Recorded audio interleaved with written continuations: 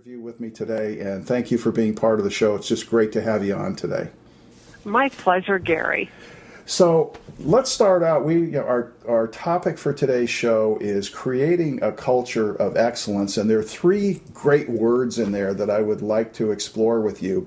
But the first is the whole concept of excellence. What I'd like you to do, Laurie-Ann, if you would, is just take a few minutes and start by giving us a definition of excellence and talk about how excellence applies to both our organizations and to the people in our organizations. Sure. So let's start with the individual, and excellence would be something, a personal definition of what is my best. What's my best that I can bring today to my family, to my organization, to my community? So for people to show up in their greatness, and to show up in your greatness, you got to know, you really have to know what you're good at. It's kind of like Buckingham says, focus on your strengths and excel there. So showing up every day, doing your very best. And at the end of the day, you really have to reflect on what happened.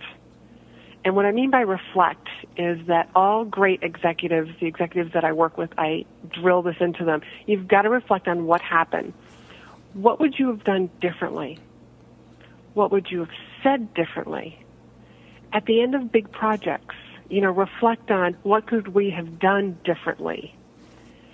And so now let's take that individual and organizations, creating that culture of excellence where everybody shows up doing their best, seeing where can we improve, what can we do better. Like you walk into organizations, when I speak, I actually talk about Starbucks and Apple because they're very popular companies, and when I ask the audience who's been into one of these places, ultimately everybody raises their hand with one or the other. And when you walk into those organizations, it's an experience to be there. And both of these companies, Apple and Starbucks, work very, very hard that when a customer walks in, it's an experience for them to be there.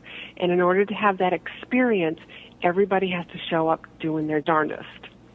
And I know we all have bad days, but the better that you get at showing up in your greatness, the easier it is to show up. Even if you are having a bad day, you shake yourself out of it. Or your fellow colleague is holding you accountable because that's the sort of relationship that you have, and might say, hey, what's going on? What happened to you on your way to work? And that starts.